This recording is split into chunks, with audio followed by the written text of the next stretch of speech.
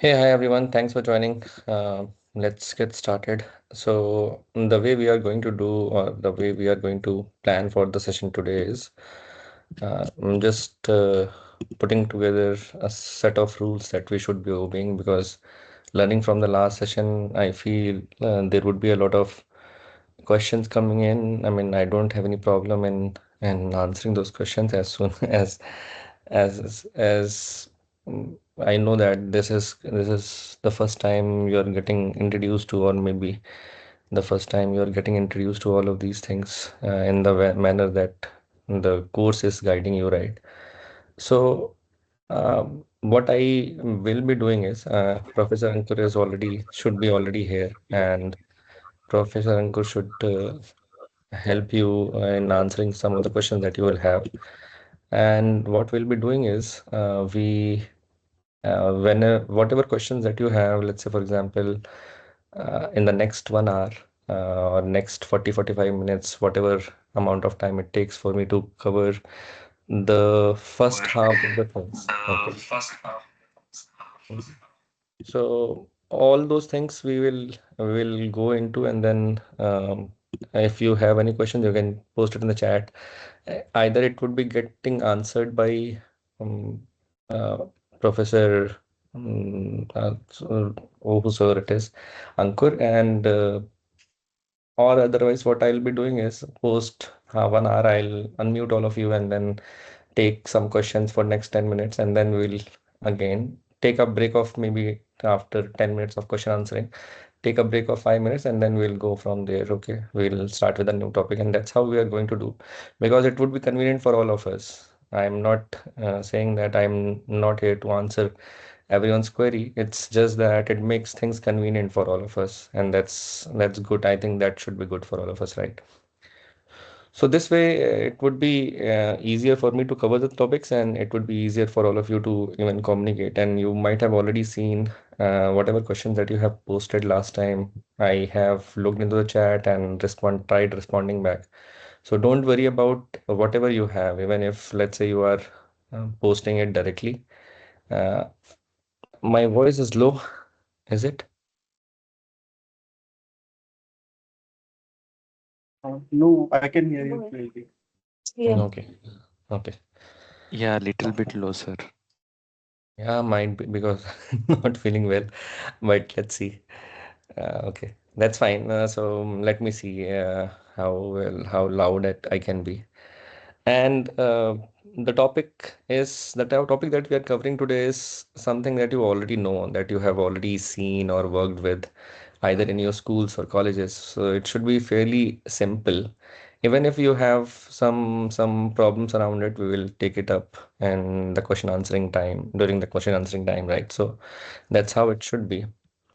So let me start with with it, and let me mute all of you for next 40-45 minutes or 1 hour of time, and then we will for I think 40 minutes would be sufficient to cover what I'm planning to cover. Okay. Not present, chat, unmute themselves.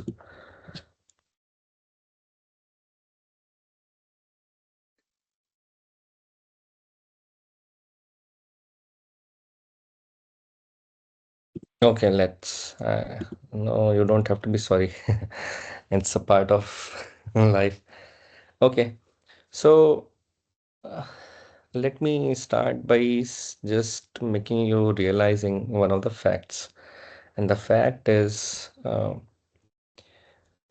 you might have witnessed everything around us. Let's say, when I say everything, I mean most of the things around us, they are non-linear.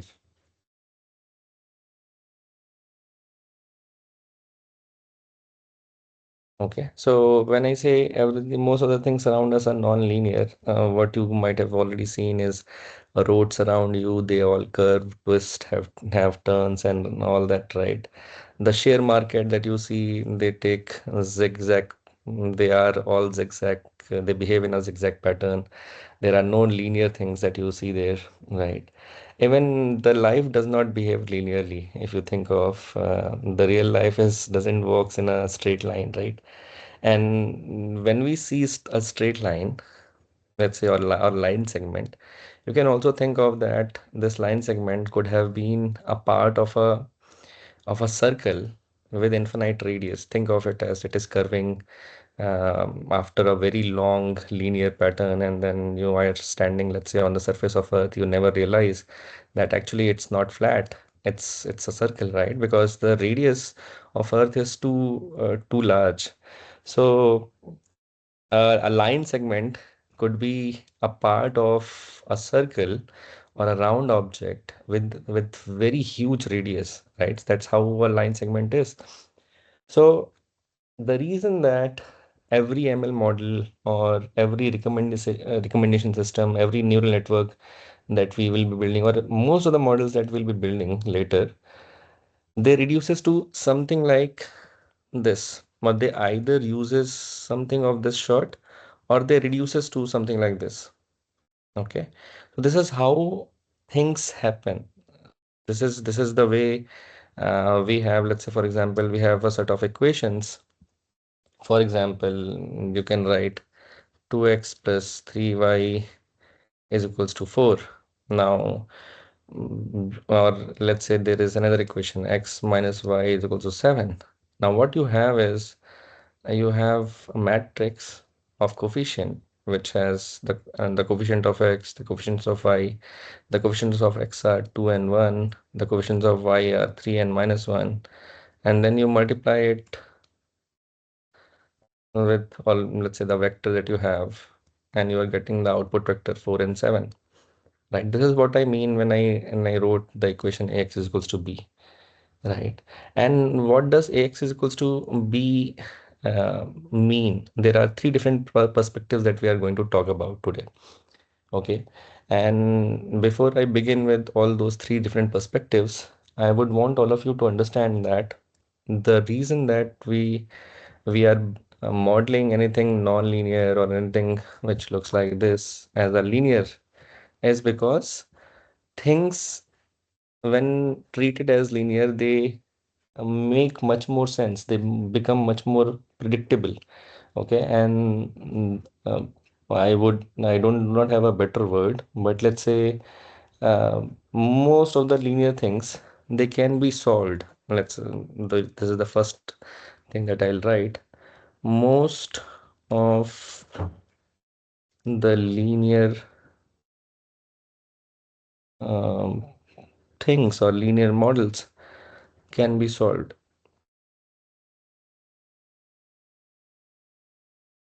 Okay. This is when I say most of the linear models can be solved, what I mean by it is they, even if they are not solvable, there are no solution, at least we will be able to know from linear equations or linear models that either those will have a solution, okay, or they will have no solution, or they would have infinitely many solutions. Okay, so infinitely many solutions, many. So the system becomes very deterministic. You know that there are only three possibilities of a linear system of equation. So either it would have a single solution, or it would have no solution at all, or it would have infinitely many solutions. These are the only possibilities that you can have. So the entire system becomes deterministic. Okay. And again, the second thing that you know about non-linear bodies or non-linear curves is that if you look into, let's say, if you look into this particular part, right? So let's say that there is a function which is non-linear, but if you zoom it in, you'll be able to see that locally around a particular point, it would behave linearly. And this is what we eventually assume in the things that you are going to learn in calculus, and the kind of functions that you are going to learn later on, or kind of sequences that you are going to learn, the Maclaurin series and so on. So these are the things which help you to do calculus, because when you are looking at calculus, calculus is zooming into a function and trying to see what that function looks like when you exactly are around a point. Is it linear? Is it non-linear? And most of the function around a point zoomed enough, you will see that it behaves linearly. Okay. So this is literally why calculus works, and this is why the we have calculus today. And because we are having any of these systems, second thing that you have is any non-linear model, non-linear relationship relationship is locally linear, right? So that's why these are the two reasons, if you think of, these are the two reasons because of which we are studying linear algebra. I'm just putting forward the thought that I have. Otherwise, we could have been studying non-linear algebra, right? Why we are so much obsessed with the term linear? Why we are only looking at linear things within the non-linear world? Think of gravity. Gravity bends space. That's all non-linear, right? Think of most of the things in the world that we are living in today.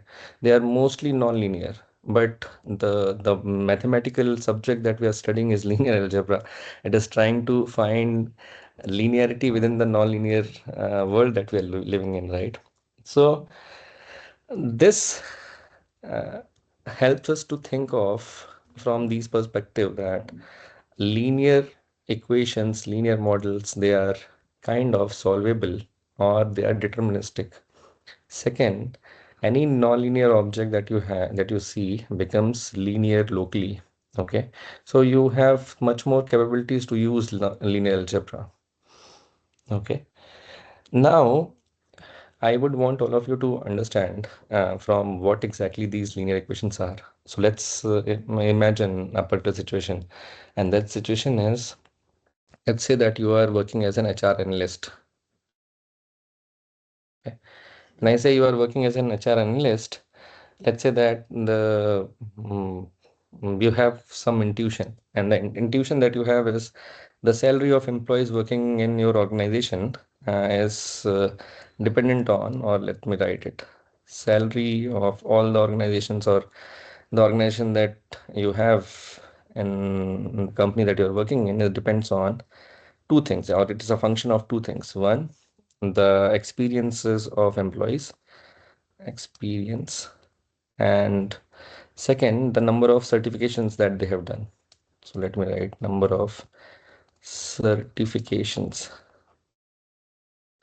Okay, let's say that this is what you have. You are an HR analyst and you have an intuition that the salary of employees in the organization, it is dependent on only two things. One, the experience. Second, the number of certifications that you have done, or that any employee has done.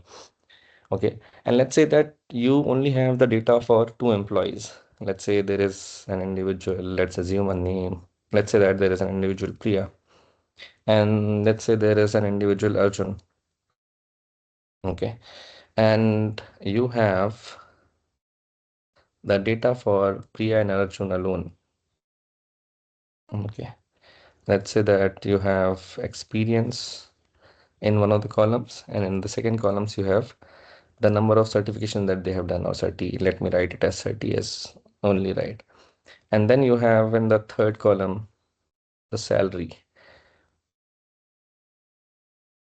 Okay, so let's say that Priya has an experience of 5 years with 10 certifications. And the salary that Priya has is 70 lakhs. And Arjun has 10 years of experience with 5 certifications. The salary that Arjun withdraws is 80 lakhs per annum. This is yearly salary, not monthly. I mean, it can happen, by the way, but let's say that this is how the data looks like. Okay. So basically what you're saying eventually is salary is a sum function of experience and certification. Now this relationship, this function that we are trying to uncover, or this function that relates the output, this output that you have as salary and the inputs that you have as experience and certification, this entire relationship could be a non-linear. Okay.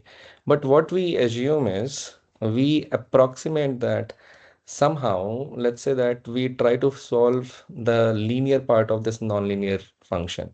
So we assume that there are certain linear relationship between the salary and employee, sorry, experience and certification. So what we assume is there is some sort of a relationship which looks like this. Salary is equals to, let's say, A times experience plus B times certification. So if you think of it, this is a simple linear equation that you have. Okay. The only two unknowns that you have here are these two parameters, A and B. These are called as parameters. I have assumed a very simple model. Okay, I have assumed a very simple model, and the simple model, why I'm calling it as simple model is, as I assume that the function, the relationship which connects salary, experience and certification is linear. Okay, so when I have assumed it like that, the only two unknowns that I have are A and B. Now what I have to do is I have to find out these values of A and B. So let's say that you have this data. Okay, let's create these two equations. From the first equation, you will be getting 70 is equals to, let's say that 5a plus 10b. This is the first equation that if you use the same equation, right, and put the data there and feed it with data. Second equation says 80 is equals to 10a plus 5b. So you have got these two equations. Now these two equations are two rules. The first rule is Priya's rule, and the second rule is you have Arjun's rule.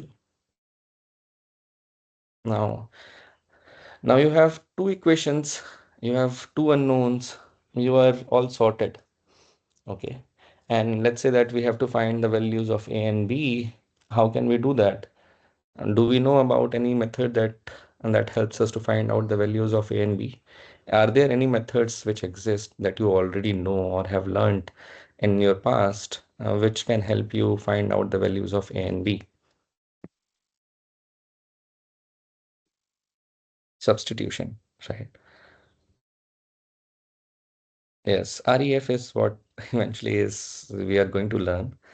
I'm just helping you understand substitution. And so basically there is this method which is, or there is this entire thing which is called as elimination, Gauss elimination and substitution, right? So you have elimination and substitution. Okay. And using these two, elimination and substitution, you eventually get to the solution.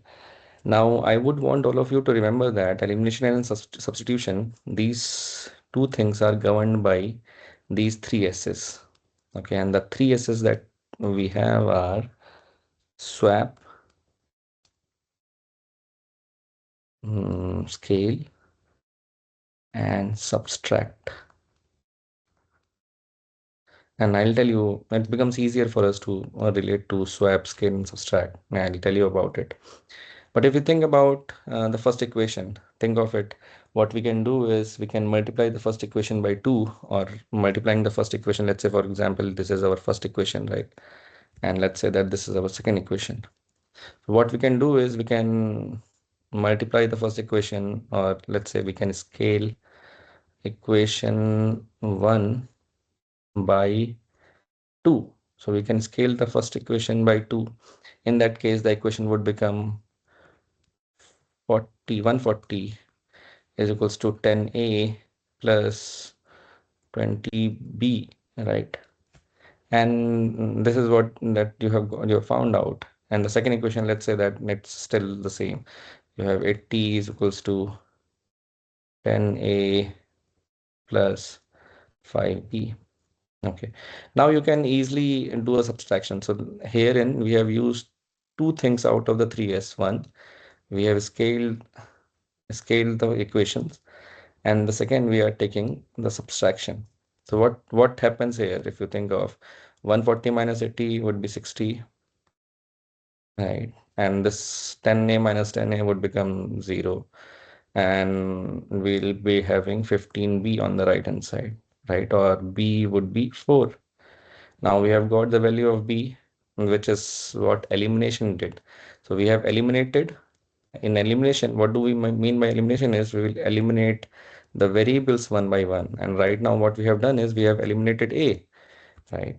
Now, because we have, by eliminating a, we have got the value of b, what we can do is we can substitute b in one of those equations. So we have b is equals to 4. If we substitute b is equals to 4, in that case, let's say in equation number 2, if we substitute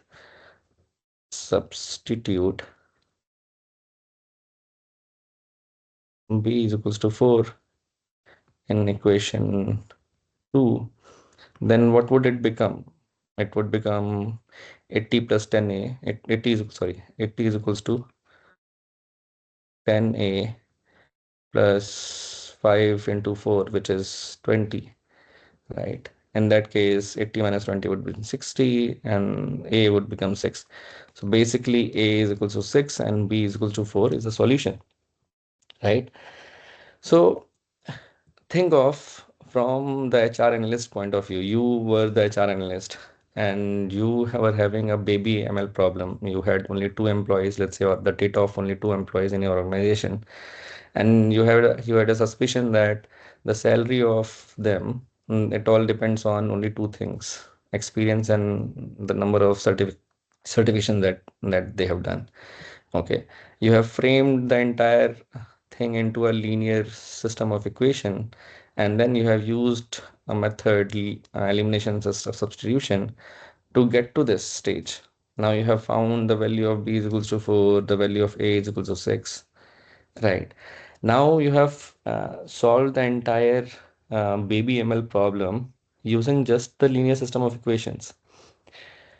Now understand that whatever you have done is all going to build up your, some of you who have written down Acklin form, reduced Acklin, sorry, row Acklin form or row reduced Acklin form, all of those things, they all have been built up from here. And this is what we are going to learn. All the base, everything that I have covered till now is just to help you understand that why linear system is important and what we do to solve a set of linear equations or linear system. Now you can you can actually transform every ML problem into a linear system of equation, but that linear system of equation may not be solvable.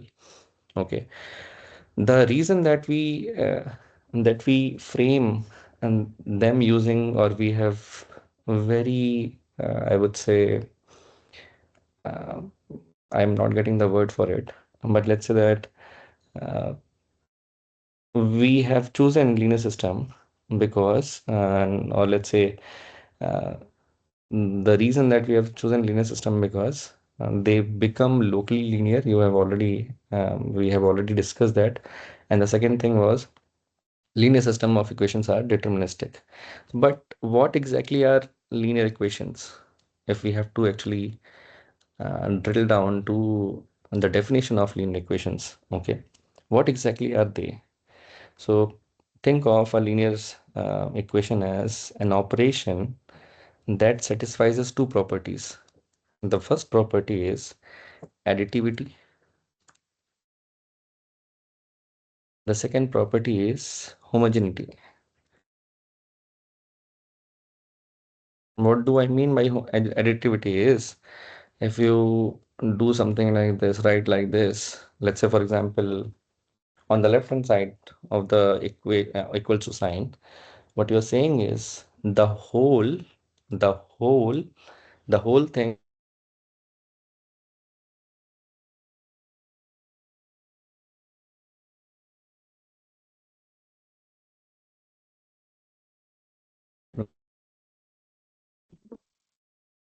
Am I audible?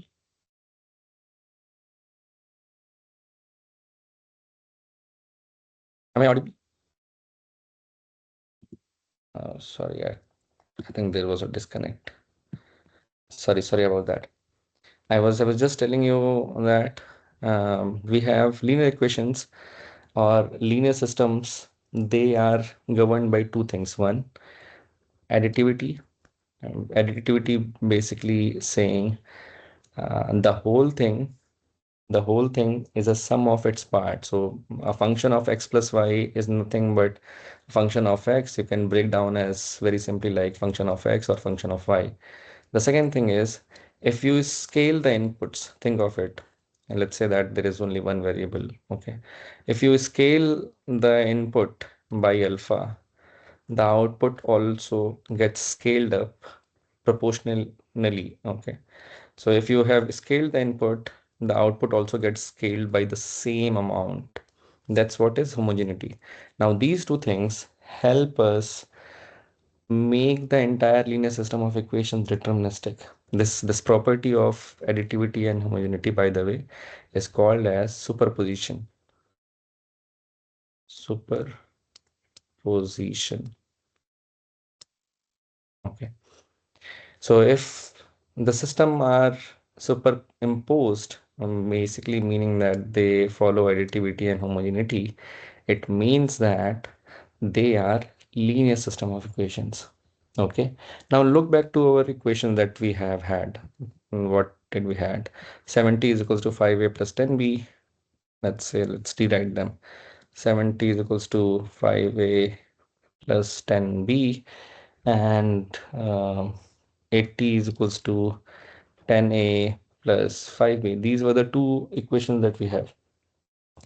Geometrically, each of these equations are exactly the lines, right? You can model or you can actually visualize them. Now, the solution that we got, I don't remember the solution. Solution was a is equals to 6, b is equals to 4, right? The solution that we got, a is equals to 6 and b is equals to 4, basically would be, let's say that I don't know what these lines are. Let's say that these are the two lines that you have, right? So this is the first line and this is the second line. We can sketch them out, but I don't want to get into that. Let's say that this is how these two lines, a linear system of equations, look like. Now, you have a solution which says that a is equals to 6 and b is equals to 4. If this solution satisfies the first equation, basically it has to be on the line. Let's say this is the first equation. It has to be either here or here or here or here or here, anywhere, right? And the same thing happens for the second equation. It has to be here, here, here. Now, because it satisfies both of them at the same time, it means that it has to be at the intersection. That's what the point is. And this is that point that we have found out. A is equals to 6 and B is equals to 4. Okay. Now, right now, you are able to find out the solution because they were intersecting at some point. What if these lines never intersect? You have the lines looking like this. I mean, You have the lines looking like this. Think of this as they are parallel. I'm not able to draw parallel right now. But let's say that they are looking parallel. In that case, they would never have a solution. So this is a case of no solution. Okay. This is a case of having a unique solution. Okay. And similarly, you could have a situation like this.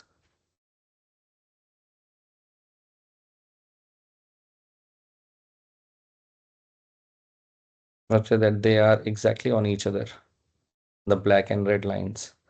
Okay, and then in that case, you would have infinitely many solutions. Infinitely many solutions. Okay. So you have these three outputs. They will have either unique solution or no solution or infinitely many solution. Now we just cared about a rule-based thing. So if you think about the HR analyst situation that we assumed, we have we have looked into, or we have the only perspective that we have developed till now is each of these equations are some sort of a rule. Okay, every equation is a rule. Now this is first perspective, seeing every equation as a rule. Second perspective is, and this is by far the most important perspective that you should be learning. Okay, and that perspective is, if you think of the two equation that we have had, 70 is equals to 5a plus 10b, 5a plus 10b, and 80 is equals to 10a plus 5b. The entire equation could be written down like this: 5, 10, these are the coefficients of a, then 10 and 5, these are coefficients of b. This is 5, by the way. Okay, and then you have a b vector, and you are getting on the right hand side 70 and 80. Okay, now think of it as uh, columns. These columns are some sort of ingredients. Okay, and what you are doing here is you are combining these ingredients A and B to get to a particular, to make a recipe. Let's say you are in a kitchen and you are combining um, some milk with egg and you are making cake, something of that sort. I mean, I might not be making sense, but let's say that you have two ingredients and you are trying to make a recipe. Now you can combine the ingredient number one, which is 5, 10. This is the first ingredient that you have. Okay, you can combine it by scaling it some way. Okay, by A, and you can combine it with B by scaling B to some way.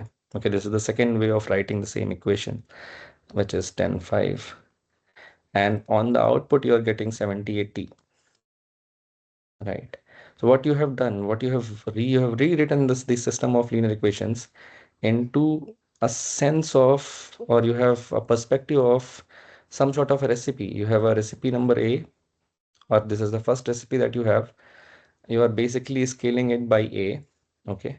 You have the second recipe that you have got. You are scaling it by B, or you are somehow mixing and matching them, mixing, or let's say for example you are adding more quantities of A, more quantities of B, and then adding them together to reach to this particular output, right? 70, 80. So this perspective is important because why, let me tell you about why this is important. This is important because this is eventually all that you need to know from machine learning point of view. In machine learning, what you'll be getting is, let's imagine a situation. Let's say that um, the credit card limit that you will be getting is a function of your salary, your experience, your age, your bank account balance. Let's say that it's BAB, your CIBIL score, your number of loans, your number of EMIs, amount of EMIs, and then so on. Okay, there could be hundreds of these variables. But you can think of the credit card limit L is equals to, could be written down as a linear combination of, let's say, alpha 1 times salary, okay, plus alpha 2 times experience, plus alpha 3 times age, plus and so on, right? Now, when you will be getting the data, historical data of all the people who have got some credit limit via the application that they have filled in, this is how the data would look like. Let's say this is the limit that they have, and then the salary, the experience, the age, the bank balance, and then so on. Let's say that there are many number of features. I'll not write them all. So let's say someone with 5 lakhs of credit limit, a salary of let's say 20 lakhs, experience of let's say 5 years, age let's say 27 years, bank account balances let's say some 40 lakhs, and then let's say that these and all other features are there. Similarly, you would have equation number, sorry, this is first individual, right? So this is person number one. Now you have person number two who has 10 as the credit limit, maybe 45 years of age, experience of 20, okay, and age, let's say, sorry, 45 as salary, experience of 20, let's say 45 as age, okay, and bank account balance, let's say 110 lakhs, and then so on, all the other features. Now, if you think of you this entire, let's say you do not have one, two, you have hundreds of or thousands of these users in your historical data. This is what you get on Zomato, on Swiggy, on Spotify. This is how the data looks like, right? In spreadsheets. If you have to draw one spreadsheet out of many number of tables that you have in your databases and you join them, you get this particular view. Now, every single item that we think that could affect the credit limit, we have just added it here. We have stacked them here in this entire spreadsheet, right? We have thousands of these individuals. The only thing that we are going to learn from this thousand individuals is how does, this is the perspective I was talking about, how does the linear combination, this entire thing is a linear combination, because the linear combination is scaling the inputs that you have. If you see, we are scaling them by a scalar number. That's what is meant by scaling. Okay. We are scaling each of these inputs by alpha 1, alpha 2, alpha 3, alpha 4, and so on. And we are adding them together. So in this particular case, if we think of, the output looks like 5, 10, and then so on. This is your output vector. Okay. Which is what you are get to. And the inputs are, let's say, alpha 1 times.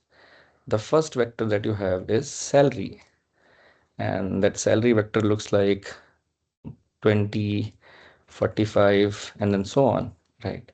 Plus alpha 2 times. The second vector that you have is experience, and that looks like 5, 20, and then so on. Okay. Then you can keep on adding them, all the other ones.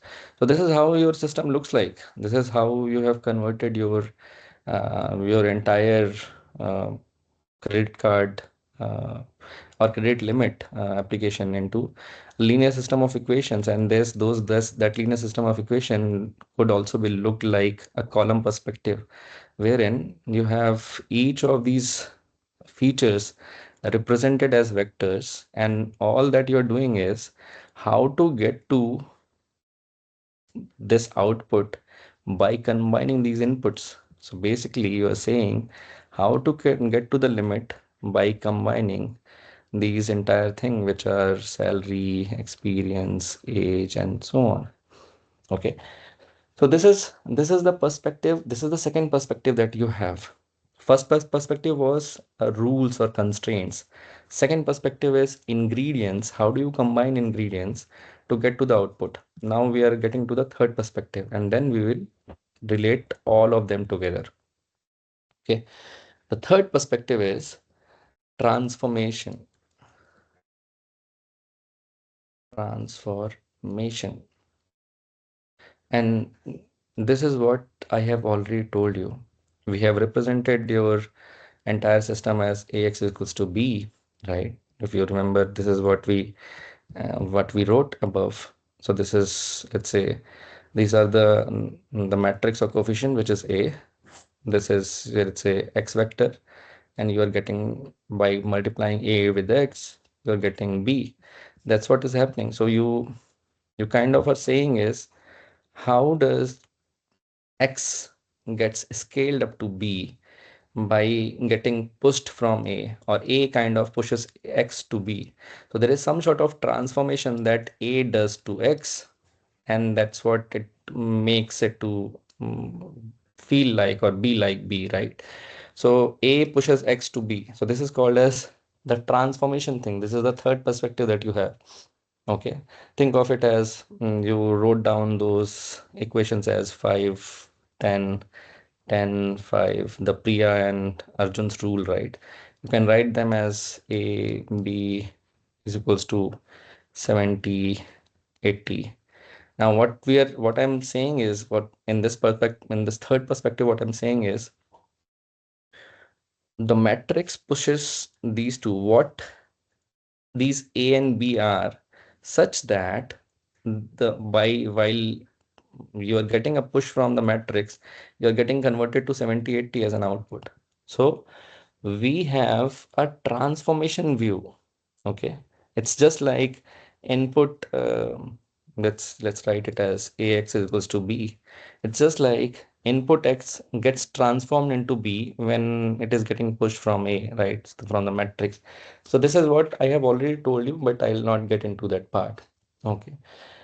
Now, how do we solve a set of linear equation is what you have already known, and that's how you got the value of A. I don't remember, it was 6, and B I think was 4. Let's say that you have already known that elimination and substitution gives you that. But what if we have had another employee? Okay, let's say that we have had another employee rather than only two. We have Priya and we had Arjun, and let's say that we have um, Ankita or whosoever. Let's say that we have these three. Okay. Now you already know that the equation of Priya, or the rules for Arjun and Priya. But let's say that the rule for Ankita is 8W1 plus 7W2, or 8, sorry, not W1, 8A plus, right, let me rewrite it, 8A plus 7B is equals to 75. Okay. Now, from the rules of Priya and Arjun using substitution and elimination, we got these A is equals to 6 and B is equals to 4. Do you think A is equals to 6 and B is equals to 4 is a solution of this Ankita's rule as well? Let's say that you have had the data of Ankita as well, right? Rather than having only two individuals' data, you have the salary, um, the the experience, the certification. These are the three columns that you have. The first was, I think, was 70. The second was 80. Right now we are discussing about Ankita's salary as 75 lakhs. And we have had 5, right? 5 and 10, 10 and 5. Here I had 8 and 7. This is what we have. Now, do you think this particular, the last data that you have got, the third individual's data that you have got as Ankita's data, A and B, if you put in A and B, A is equals to 6 and B is equals to 4 would be a solution. Let's find that out. So let's say 8 into 6 plus 7 into 4, it all comes down to be 8, 648 plus 28. It is 76, right? On the left hand side, we have 76. On the right hand side, we have 75. So it all doesn't looks up right? So A and B is not a solution for the third equation. Now you would have all of these types of contradictions. Okay. When you have many number of employees in an organization, think of it as you would have not three, but 300 or 3,000 or even more than that in large organizations, right?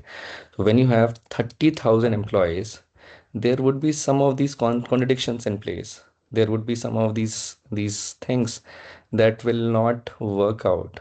And the second problem is when you have 30,000 equations, you just told me that there is a way of solving these equations, and that is elimination and substitution. Okay.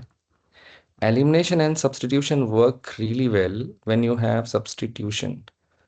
Elimination and substitution work really well when you have maybe two equations or three or maybe four, even for that matter, you can solve 10 or 20. But when the number of equations goes up to 30,000, it becomes manually solving it via elimination and substitution becomes painful, right? You will not be able to even do that. Okay. So using elimination substitution by to solve these equations is not the way that people realize that it would scale up.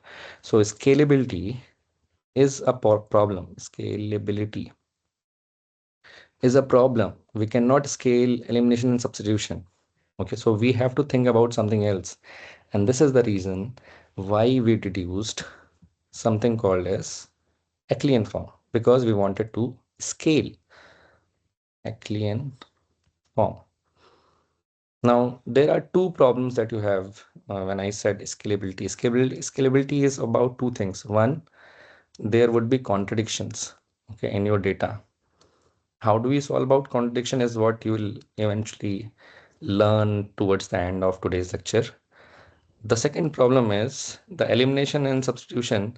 They cannot be solved for many number of equations. Okay, so scalability, the real scalability, when you have too many equations. Now, those equations would have contradictions. That is what you just realized when I added Ankita's data point.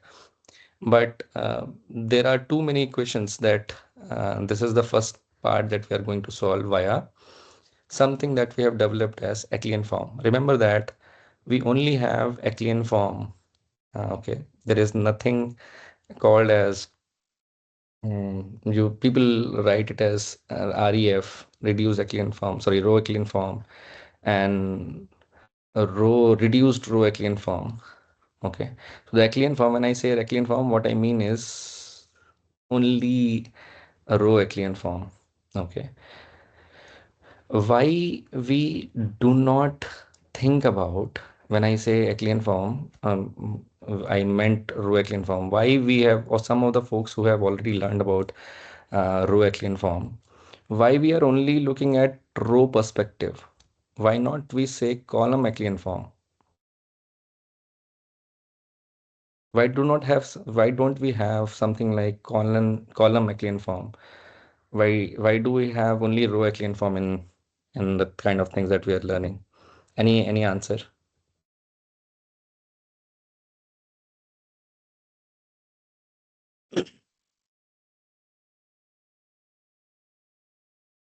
Yes. So each of these are rules. Think of it as you are manipulating those rules in some way. Okay, you are scaling them up. But when you will be operating on columns, you will be manipulating the second perspective. You are just manipulating those columns. But you cannot, when you will be doing, let's say, the three things that I told you about, the three things that uh, elimination and substitution do is first swap, okay, second scale, third subtract. These three X and these three S would now start making sense for all of you. Okay. So if you swap columns, the harmony of, I mean, swapping of rows is still feasible. Let's say you have first row, you have the first equation number one, and then you have equation number two, then you have equation number three. You can swap second with one or third with second. That's all fine.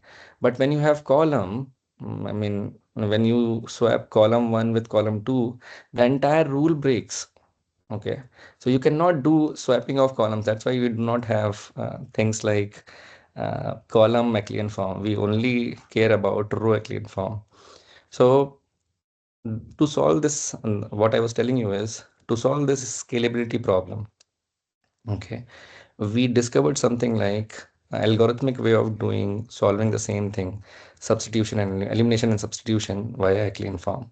So clean form are governed by all of these things that you have already learned about, but I'll let me write what exactly it is. Okay. First thing is whatever you get as equations, let's say that you have the same equation. Let's say that the equation that we have used all this while during this discussion was this, right? 5, 10, 10, 5. This was your matrix of coefficients. Then we have A and B as coefficients, sorry, A and B as variables, and the output was 70 and 80. Okay, these were the two equations that we have. 5A plus 10B is equals to 70, 10A plus 5B is equals to 80. This is what we have looked into till now. Okay, now what we do in Euclidean form is we create an augmented matrix first. And what is this augmented matrix? Augmented matrix. We create this augmented matrix. The augmented matrix looks like this. 5, 10, 10, 5, and the output that you have 70 and 80. In this augmented matrix, we don't put in variables or the A, B, or the X, the vectors that you have. We just feed in the coefficients of those variables and whatever you have on the output. So you have your LHS written down here, your RHS written down there. This is called as augmented matrix. Now what we do in this augmented matrix is once we have created this augmented matrix, we create the Euclidean form, and that Euclidean form is start with column number 1. Okay, and find its first in this column, the first non-zero entry. Right now the first entry is 5 if you look closely, right? So you have the first entry is 5. The first non-zero entry, we call that as a pivot element. Okay, now that pivot element, this is the first rule. So the first non-zero entry in that column, you have identified the first column. The first non-zero entry in that column is called as the pivot element.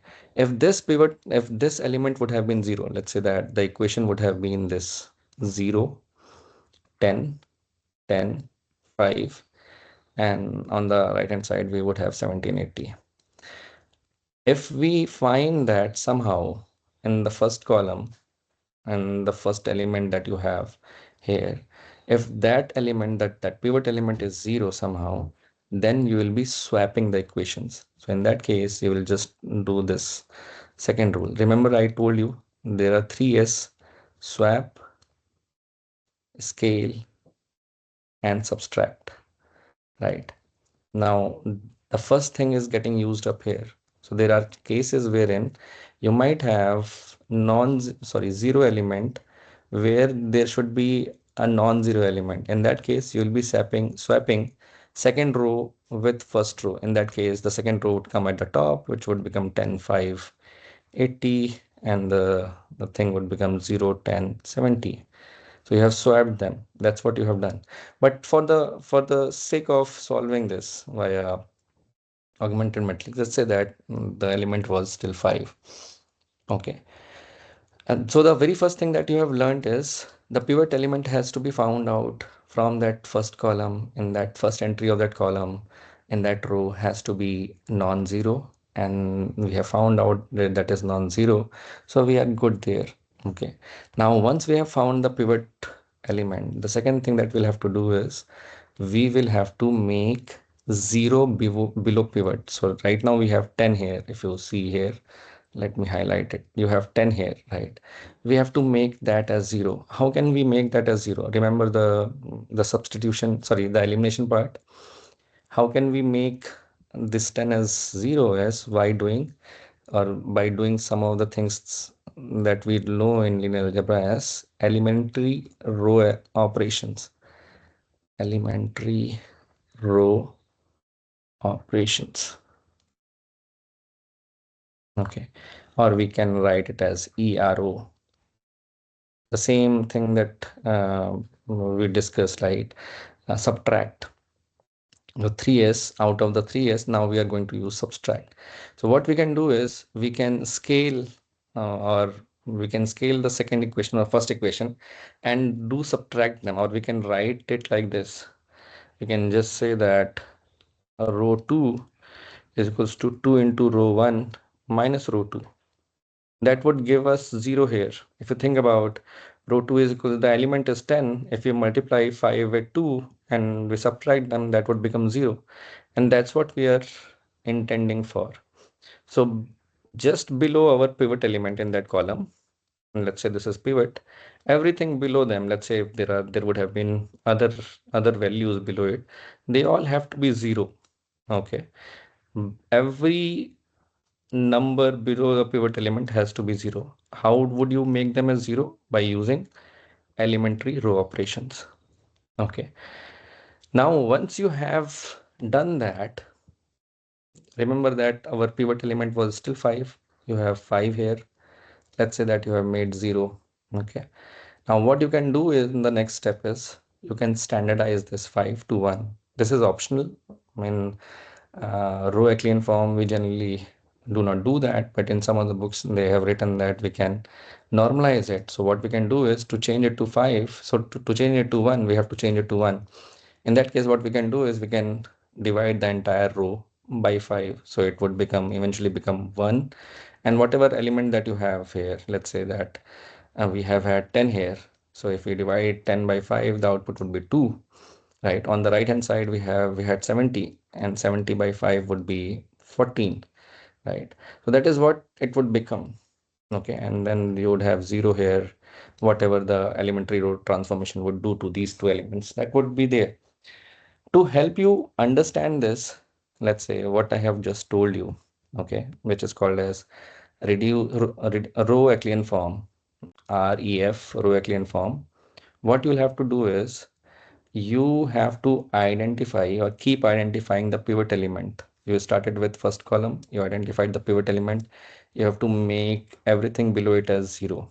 Okay, and if you have the pivot element as 0, you will swap rows. And then how do you make everything as 0? By doing elementary row operations, which is nothing but a way of doing elimination. Okay, so you have made this as 0. Now you will be finding the pivot element in the second column. You will move to the second column, and the pivot element would always be towards the right hand side of where you have already found the pivot element. So you will move towards the right hand side, you move to the second column. Now on the second column, if you remove the first row, first column, the only entry that you are left with is this. Okay. Now there is nothing below it. If there are entries below it, let's say there are entries like 3 here, then you will be making this 3 as 0. You will be repeating the same thing. So these are the rules. The rules are to find Euclidean form. I'm just rewriting the rules and then we'll solve a problem. Okay. So to get to an Euclidean form, start with column 1, or let's say that find pivot element in column 1. Okay. And that should be the first non-zero element in that column, right? The second thing is, if pivot position is 0, if pivot is 0, then you need to swap rows. Third thing is, once you have identified the pivot, make everything below pivot as 0, The fourth thing is, after you have made everything below the pivot element as 0, then remove the first row, or cover, let me write it as cover first row and column. Okay, and then repeat step 1, 2, 3. So this is, let's say this is first step, this is second step, this is third step, this is fourth step. So once you have eliminated, let's say for example, what I mean is, let's say there is a huge matrix that you have. The elements there are 4, 1, 3, 5. Okay, let's say this is the augmented matrix: 7, 8, 9, 1, -1, 4, 4, 7, 0, 6. Now The very first thing that you'll be doing is you start with the first column, find that pivot in that first column and first row. The pivot element is 4. You know that this is non-zero. You are good with it. The next thing that you'll have to do is you will have to make everything below it as 0. So you'll use elementary row transformation. Okay, whatever, you'll just scale some of the equation and then subtract. Okay, so you will make these things as 0 by doing elementary row transformation. Now everything has become 0. Now you will move towards, you will remove this row, this column. The entire thing that you are left with is this. Then you will repeat the step 1, 2, and 3 again. This becomes your first column. Okay, this becomes your pivot entry. Everything below it should be 0. You will make these two as 0. Then you will move to the next. In while doing repeating all of these steps again and again, there are chances that you might reach to this sort of a form. Let's say that 4 0 0 0, and then we have 1 3 5. You get 8 0 0, and then you get 0 0 0 and 1 3 5, whatever it is. I mean, I'm just writing it down. Once we have got these two pivot elements, the next pivot element should be on the third column. But that you find out that the third column pivot element, and let's say that this is the fourth column as well, and then you have the augmented matrix have, and the next values, let's say 4 1 9 6. Okay, now that you have got 0 there, what you can do is, let's say there would have been a non-zero element here and just below that. So what you can do is you can replace row 2 with row 3. This is what we call as swapping. Swapping would be used when you have a 0 element at a pivot position. So in that case, you can swap them and then make this as this particular place, or let's say this, not this one actually. You will go in the staircase pattern. So you already have one. Let's say that you have 0 here. Okay, now and then you have non-zero at this particular place. So what you'll be doing is, rather than swapping this thing, you'll be swapping row 3 with row 4. So you have the third row and you have the fourth row here. You will be swapping third row with fourth row. So in that case, you would have a non-zero element eventually, because here we are assuming that this is 0 and this is 1. Okay, the pivot started from here, moved to this point, and on the next iteration, you found that there is already a 0 there. Okay, to have that thing covered up, what you do is you swap third row with fourth row. So that is how you would keep on progressing. And let's solve a problem, and then you will be able to understand what exactly do I mean. Let's say that you have a set of equation, and this is after this and this solution, I will open up for all of you to take questions, or I'll take questions, and then we'll go into the question answering mechanism. And then whatever we are going to learn next is the most important part of the lecture. Okay, let's say that we have a set of equations which are x1 plus 2x2 plus 2x3 plus 2x4 is equals to 4. And let's say that 2x1 plus 4x2 plus, let's imagine, 6x3 plus 8x4 is equals to 10. And the third equation is 3x1 plus 6x2 plus 8x3 plus, let's say, 10x4 is equals to maybe 14. I'm just adding both the things up.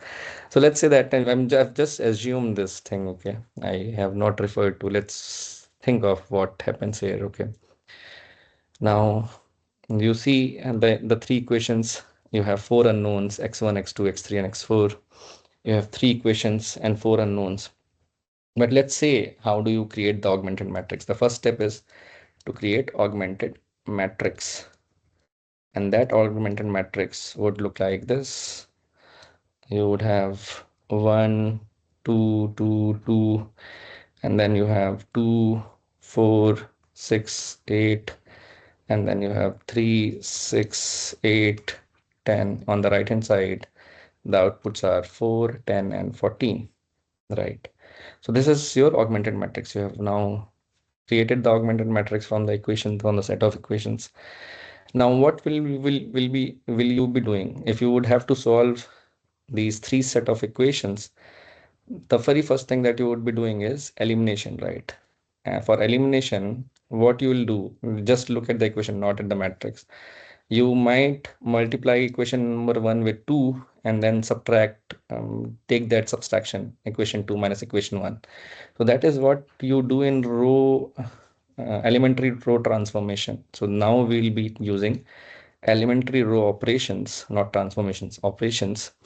And we'll say that row 2 can be, what would be it? Row 2 is equals to row 2 minus 2 into row 1, right? That's what it would be. And row 3 is equals to row 3 minus 2 into, sorry, minus 3 into row 1. That's what it would be. And while doing that, what would this become?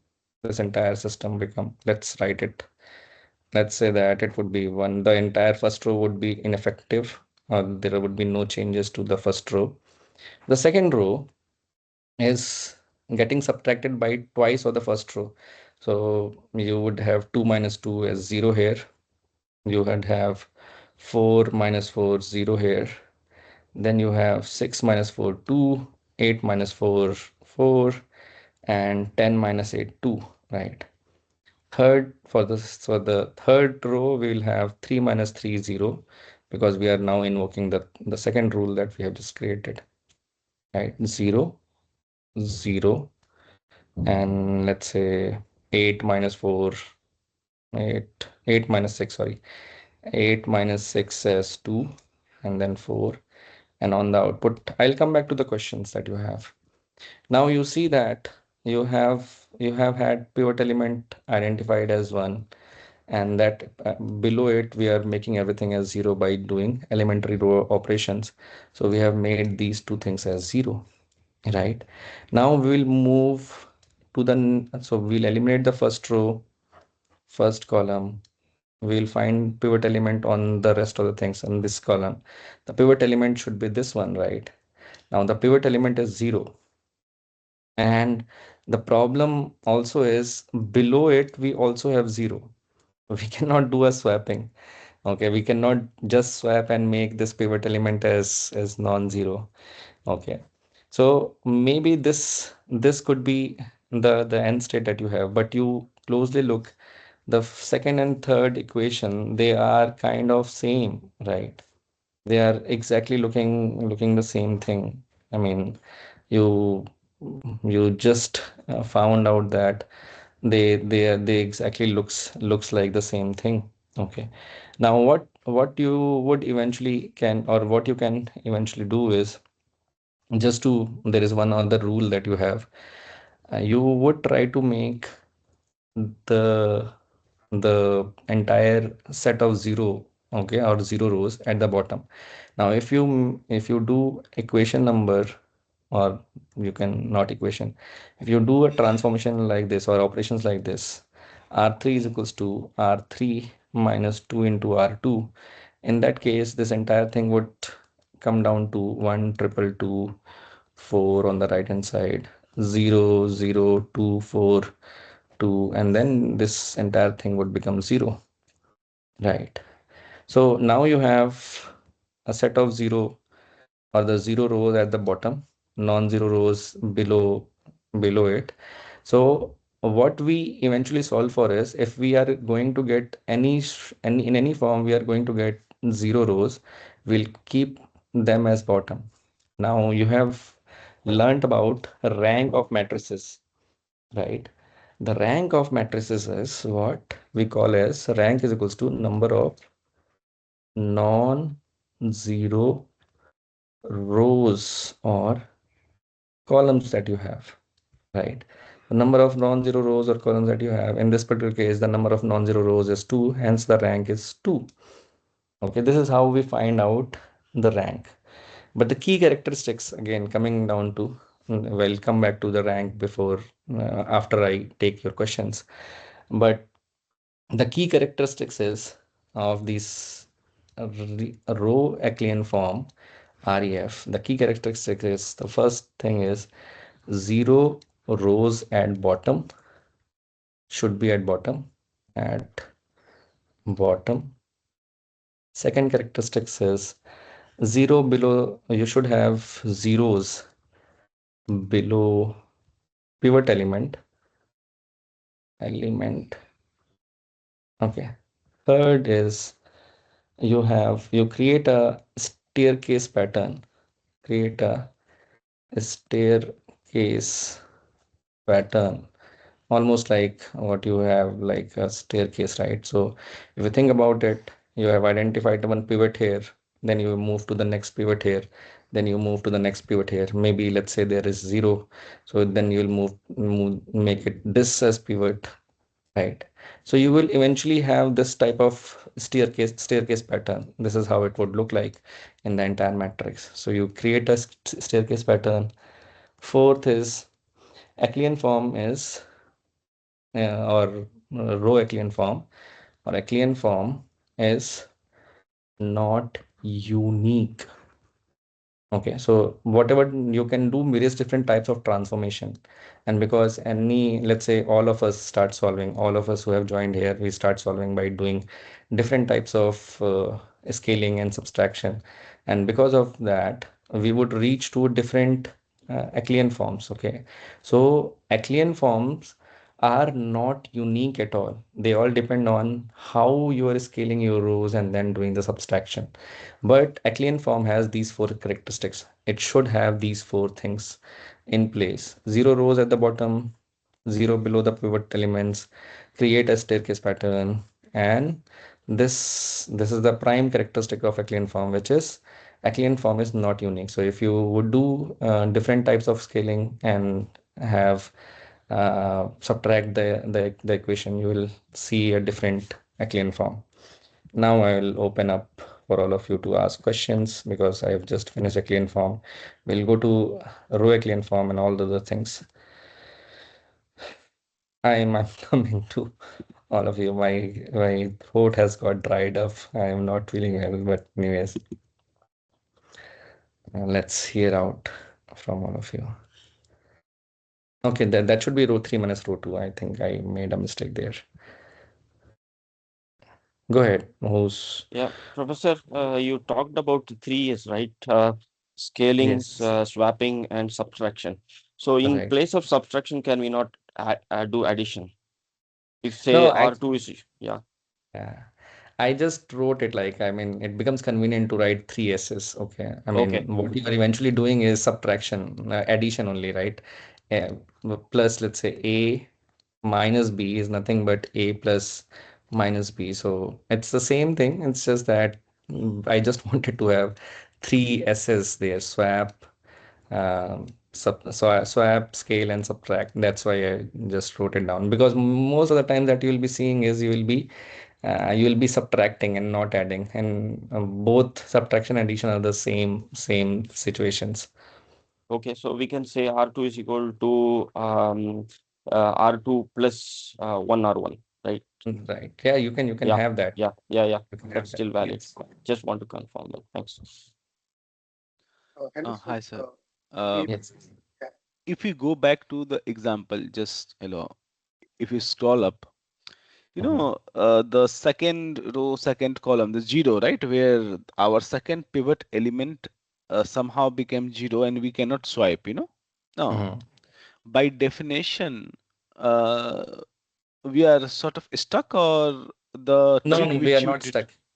Mhm. What we'll be doing is we have found that this is zero, so we'll consider this as pivot. Pivot is let's say we have eliminated this row, this column. Okay, Mhm. now we have to find out pivot from this submatrix that we have created. Now this Okay. submatrix has 2, 4. The submatrix has, let's say, 0, 2, 4, 0, 2, 4, and then on the right hand side 2 and 2, right? Now because you have 0 here, you cannot also swap. Now you move to the next element on that row. Okay, so you will make 2 as the pivot element now. So we completely ignore the first, The first row, yes. Because we uh, cannot swap 0 with 0, so we will go to the next pivot element in that row. So because apply. this can be considered. Okay. Okay. So in that case, the staircase pattern would still hold true. If you think of, you started from this pivot element, then you moved like this, and then in the next case, because this would eventually would become zero, this is be, below the pivot element, the element would become zero. So you are still moving like this. In second step, the difference is you got two step, right? Right, The same. exactly. You have moved to a step because there was zero there. Yes, yes. Cool. Okay. Thank you. Thanks. Yes, sir. After we are solving all the equation, how we are using that to get the Mhm. insights, like Yes, yes, solve the yes. problem of that multiple like the theorem method equation. So what is the ultimate thing after solving? Yes, yes, I'll tell you about it. I just have stopped in between. But the eventual goal is, if you think about what would be happening once you have reduced it to Euclidean form. No, sorry, and the entire Euclidean form.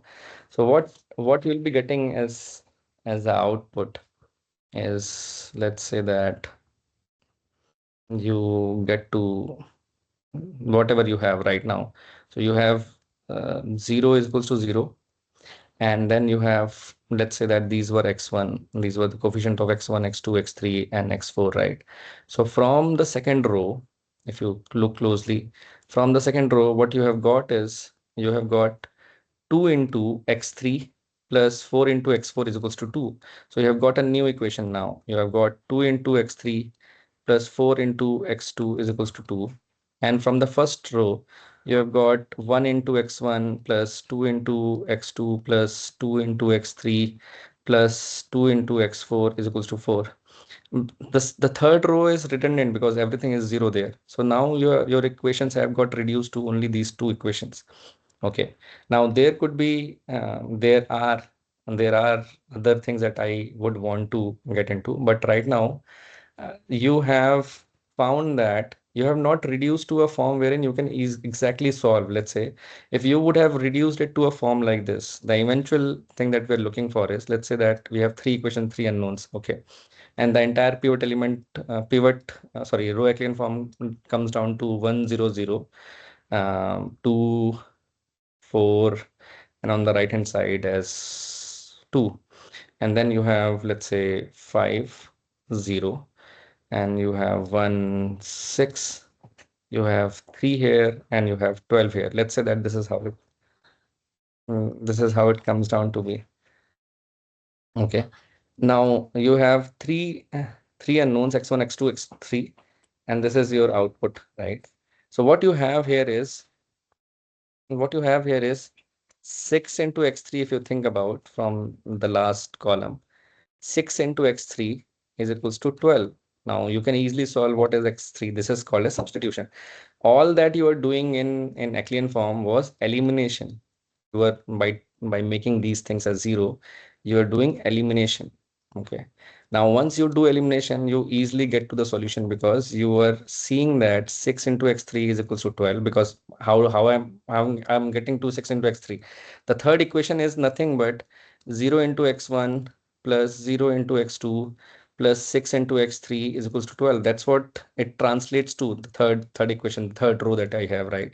Which basically is saying 6x3 is equals to 12, or x3 is equals to 2. Now once you have found x3 is equals to 2, you can use the second row, and the second row says 0 into x1 plus 5 into x2 plus x3 is equals to 3. Now you already know that x3 is equals to 2. You can substitute it here. So it would become 5x2 plus 2 is equals to 3, or eventually x2 is equals to 1 by 5. So you'll be having x2 is equals to 1 by 5. Now you know x2 is equals to 1 by 5, x3 is equals to 2. You can use the first equation and then feed in the value of x2 and x3 and get the value of x1. This is the substitution that you are doing. So this is how you will be solving them. But in this particular case, you are still stuck. You're stuck because still have four unknowns, and you don't know how to solve them. Okay, so there are possibilities that there are either infinitely many solutions or no solutions, and we'll get into that. We are not discussing that yet, but we are just discussing the Euclidean form. Any other question that Got anyone it. has? Yes, sir. If you Sir, earlier we did elimination and that part where we draw the solution of Priya and Arjun case.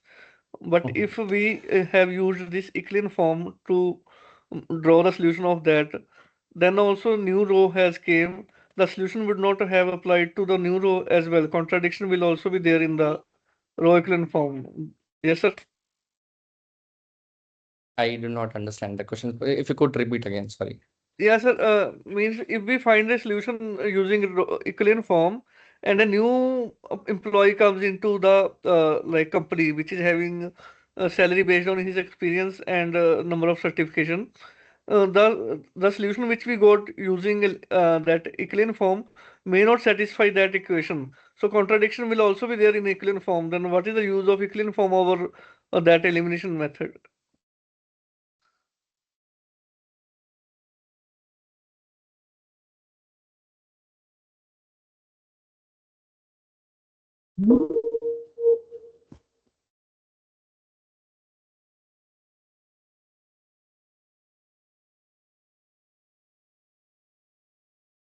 Am I audible?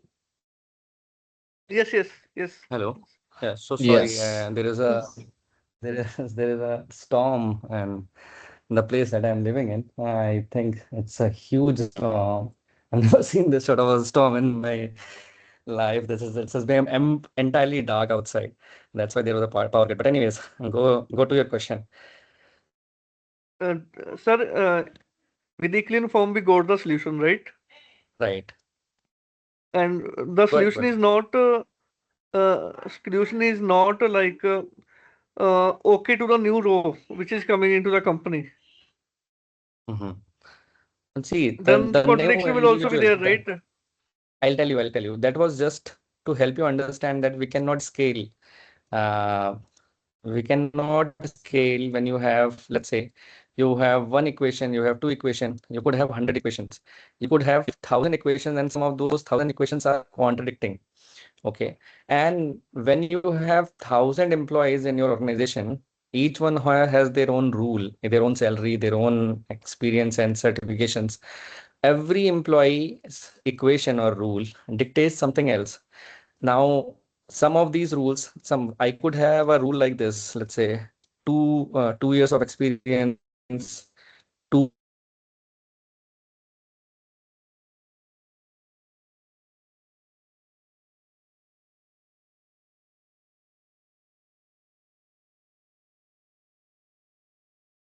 one employee has 100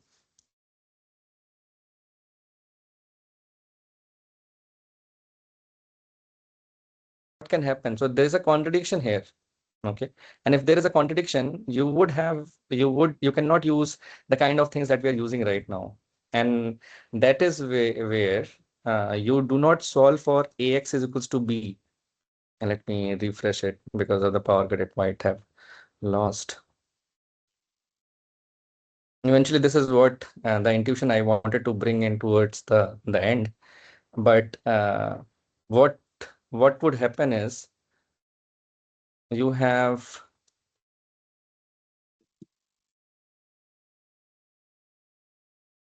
you are solving for AX is equals to B. If you think of this, A is all those thousands of employees, X is all those variables that you have considered. This is the output salary that you have.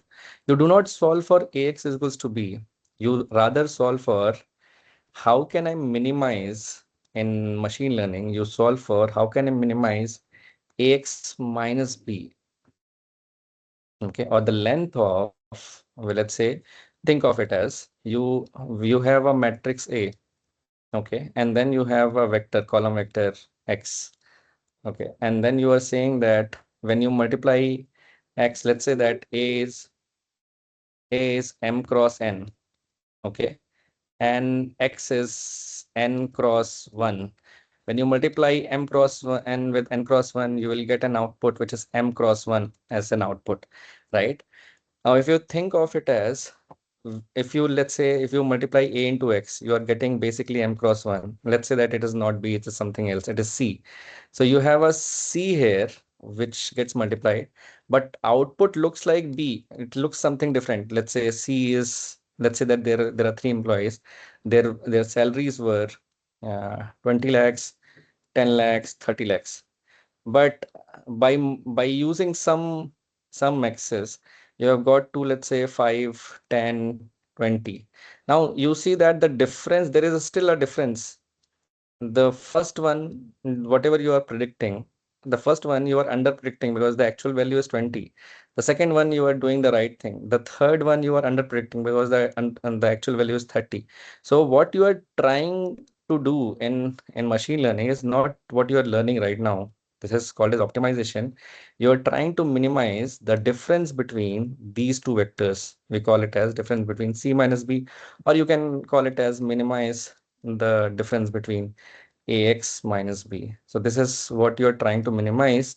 But eventually, all these, I remember that I stopped at a point.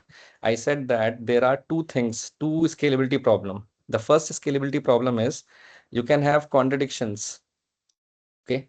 And then there could be too many equations. Okay. The contradiction problem and too many equation problem the too many equation problem can be solved via Euclidean form. But when you have contradiction, you some of the equations will not get even the solution that you are looking for. There would be no solutions to the contradicting equations. You cannot have solutions when there are contradictions in the equation. Okay. In that case, you will not be solving these linear system of equations. You are solving for approximation. And that approximation is what you eventually get as Ax equals to B. Now think of it as the perspective that I wanted to draw for all of you is, let's say that you use the same data. Okay. Or let me tell you about it because you have raised this entire point. Let's say that you have a data which looks like 1, 2, 2, 4. This is the matrix A. Or let's say that we have an equation. Equation is, let me first write equation x1 plus 2x2 is equals to 1. And the second equation is 2x1 plus 4x2 is equals to 0. Okay, and if you create the matrix, A matrix is these coefficients that you have at S from for x1, the coefficient that you have for x2 in the second column. So x1 is 1 here, here it is 2, that's why you see 1 and 2. For the coefficient of x2, there are 2 and 4, that's why you see it here, right? Now you can write it as A into x1 and x2 is equals to, let's say that it's 1 and 0. Now, if you think of it, I told you the second perspective was y- it's kind of combining your inputs, x1 times the inputs that you have, which is x1 times 1 and 2 plus x2 times 2 and 4 is equals to 1 and 0. Right? That's what you have. You have this data getting multiplied to x1. So basically you are scaling 1 and 2, and then you are scaling 2 and 4 with x2 such that you get to 1 and 0. But do you think any possible values, do you think any possible combination of values for x1 and x2, can you produce 1 and 0 by multiplying these 1 and 2 and 2 and 4 by any scalar values, let's say any negative or positive value? Think of any possible values for x1 x2. Can you get to this particular state?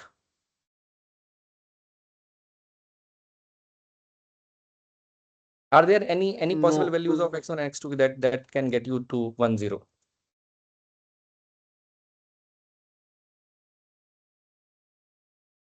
Imagine whatever you could imagine. Is it possible? Is it possible to actually multiply? Let's say if I take x1 is equals to minus 1, x2 is equals to 2. What would happen? You would have here minus 1 multiplied minus 1 and minus 2, plus when you multiply the second column vector with 2, it would become 4 and 8. Now, when you add them, the output would eventually become 3 and 6. This is not what you have on the output. Output you have 1 and 0. So it does not look equal, right? So x1 is equals to minus 1, x2 is equals to 2 is not a solution. Do you have any other solution that you can think of? Are there any solution that can combine these two column vectors and get to the output 1 0? No, right? There are none. There would be none. The reason for that is, now this is the most important perspective that I want all of you. I'll come back to all of your questions again, but this is the visualization of it. Just draw it out. So we have the second perspective, which is combining the columns, and what those columns are. Let's say that this is your x1, okay, and this is your x2. X1 is 1, 2, 3, 4. These are the values there, 1, 2, 3, 4. And same on the x2, 1, 2, 3, 4, 3, 4. Now, if you think of the first column vector, which is the coefficient of x1 is 1 and 2, right? So if I draw that vector 1 and 2, it would be here. So this is the first vector if you think of. And the second vector is 2 and 4. This is the second vector, right? And that second vector can be drawn here as 2 and 4. This is that point. Sorry, this is that point. But it kind of is a scaled version of the first vector, right? So let's say this is the first vector A. This is the second vector B. Now, the first vector, the second vector is a scaled version of the second vector itself. Because if you think of 1, 2 is nothing but if you multiply 1, 2 with 2, you will get to 2 and 4. And that's what you are seeing. Now, any combination of these two vectors, think of it. If you multiply A with any number, it will get scaled up like this. Okay. Think of this as you have A vector. If you scale it, it will get extended like this on its direction. If you multiply it with negative value, it get extended to the negative side, to the opposite side, it will flip. But if you multiply it with a positive value, it get elongated like this eventually, right? Same goes with B vector as well. B vector is 2, 4. So if you have 2, 4 here, 2, 4 was somewhat longer than the first one. Eventually, if you multiply it, it would remain on the same axis. So because both the vectors are staying on the same axis, if you think of it, this is the first vector, this is the second vector.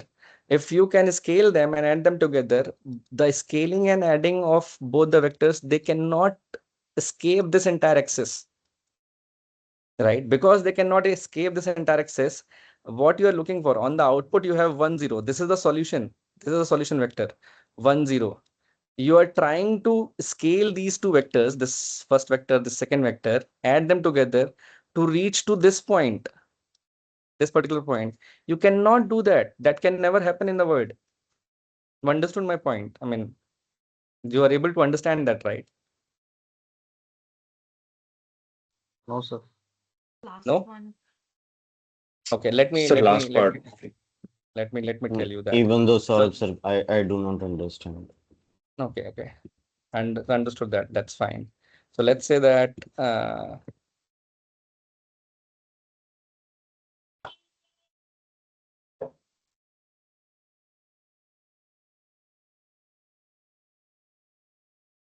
first thing is you need to understand that this is this vector. Let's say this vector when you multiply this vector with any scalar value, it can get scaled up like this, right? So let's say when I say scaling is this part. When you multiply it with a negative value, it will go towards the negative direction. So this is k times a. Let's say this is original vector a. When you multiply, when the value of k is negative, this is what your vector becomes, right? So this is the original vector that you have. And when you multiply it with minus 1.46, the output is this. And that's what you see here. When you change k as positive, this is what it would be, right? Now think of a set of vectors. When you do a linear combination, what do you mean is you scale the first vector, you scale the second vector, and you are trying to get to a new place. Okay. Now let's say that scaling of first vector is I am doing like this. Scaling of second vector is I'm doing like this. Now when I am scaling the first vector, this was the original vector, right? I scaled it, it moved to a new position because I scaled it by a negative value. The yellow vector got to a new position, which is here. The blue vector got scaled to a new position, which is here, right? This is the blue vector, the V2 transform V2 vector. When I add them together, I get this purple vector, which is the resultant. Okay. Now, when these two vectors are independent, I mean, they are they are not on the same axes. Okay, let's say that these two vectors are on the same axes for a moment. Okay, one vector is what you were seeing there was one vector was 1, 2, and the second vector was 2, 4. Let's say that 2 and 4. This is that vector, right? So one vector was 1, 2, the second vector was 2, 4. Let's say that we scale them. Do you whatever with whatever scaling amount that we are doing, the purple vector would still stay on the same axis. The resultant, because they are dependent vectors.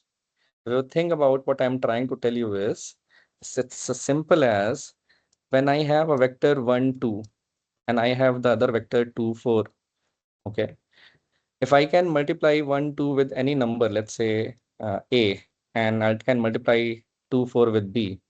1, 2, and 2, 4 are the same vectors that you can think of. Let's say this is 1, 2, and this is 2, 4. Okay. Because when you multiply 1, 2 with 2, it becomes 2, 4 itself. Right? So both of these vectors are not different. One vector is just a scaled version of that. When you add any values of A and B here and add them together, think of any possible value of A, any possible value of B. When you multiply the first vector with A, the second vector with B, the only new place that you can travel to are on that axis, this axis.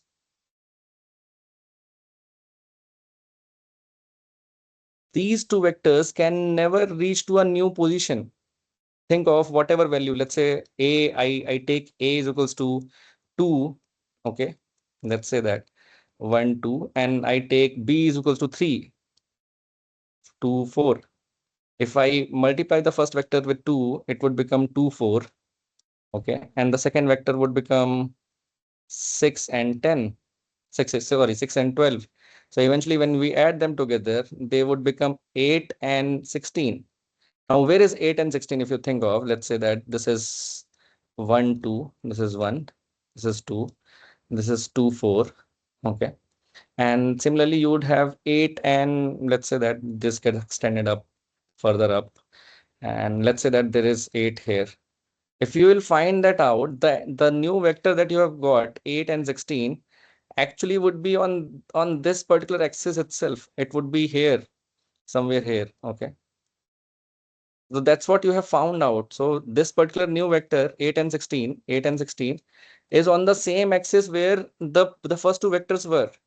Now what you are saying is the combination in the equation, you are saying that the combination of these two vectors needs to get to 1 and 0.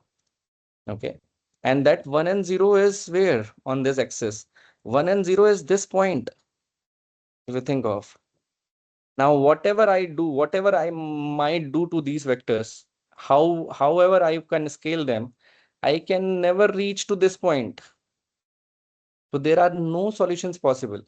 This is a visual proof that for these two equations, you can never get to this particular point by scaling these two vectors. This is clear now, is it? Somewhat clear, Yes, sir. yes, no? This is very clear what you Mhm. explained. But one question, like, can we draw these equations? Like earlier, you were showing linear equations in terms of lines, right?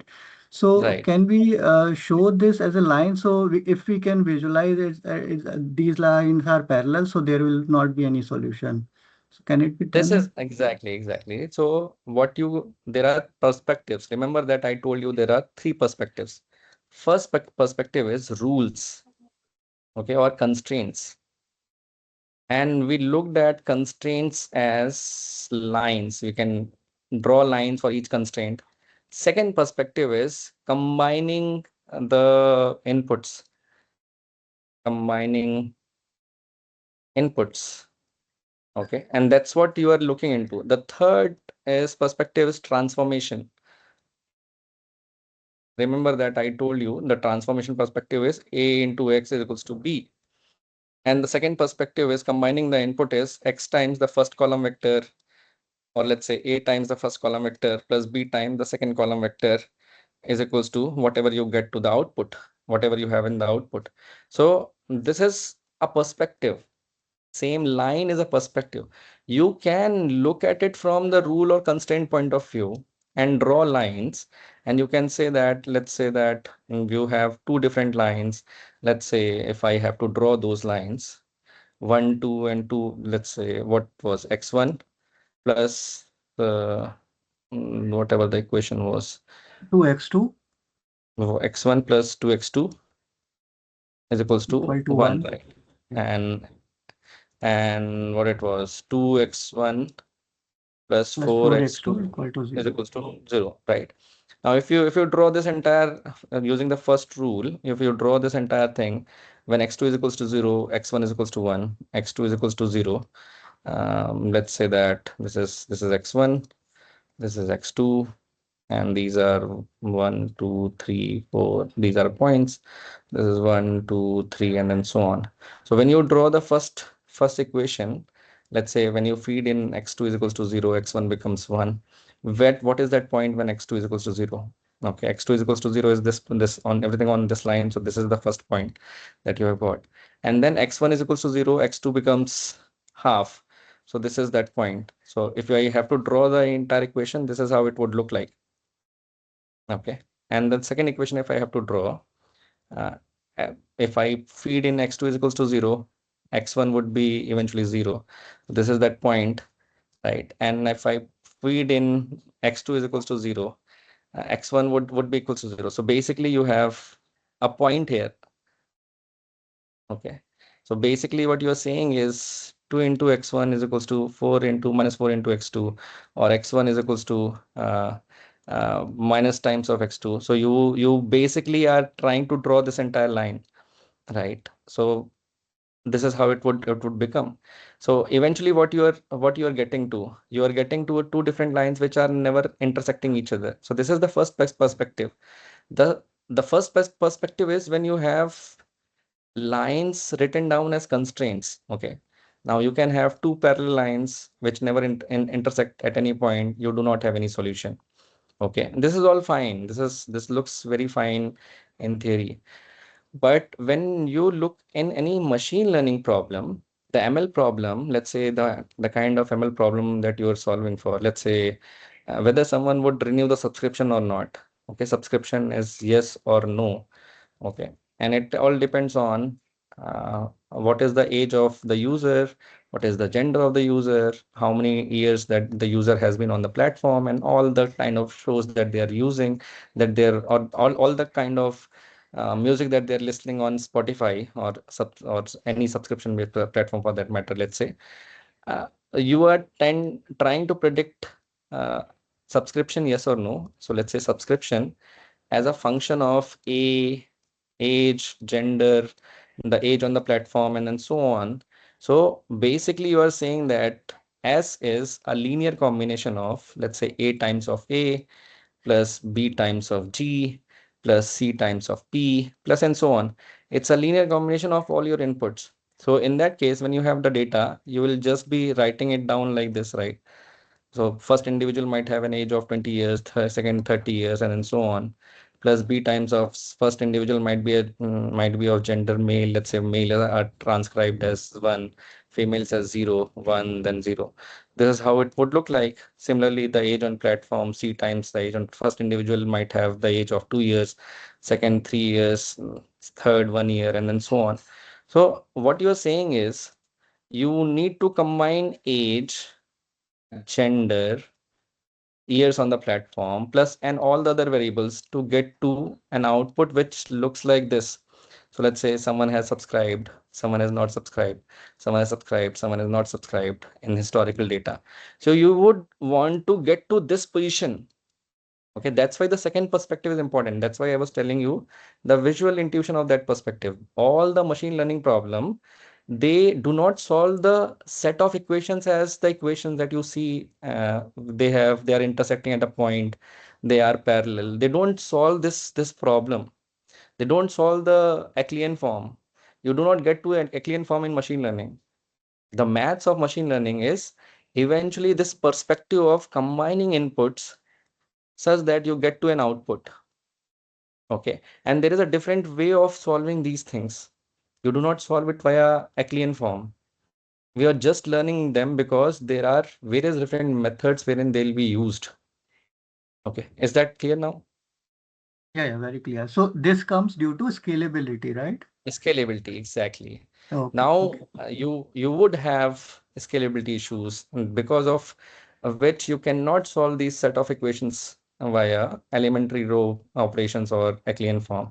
The second is you cannot have, because there are too many equations in place and some of the contradictions in place, you cannot have solve the equations with the contradictions. When you have contradiction like this, let's say 2x1 plus x2 is equals to 6, and I say 2x1 plus x2 is equals to 10. This is essentially contradicting, right? Both at the same time, you cannot have 6 and 10. But this is what you will get. Let's say, for example, let's say you are trying to solve a problem of salary is equals to function of age and experience.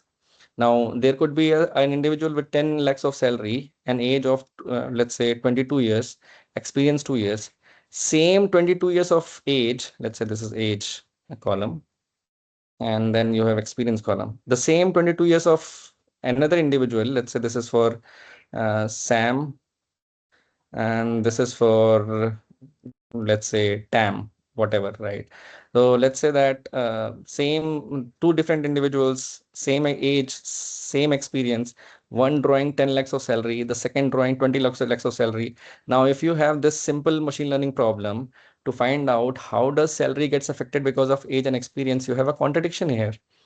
You do not have a way to solve this type of thing because you do not have a solution here, right? So in these cases, you cannot use Euclidean forms.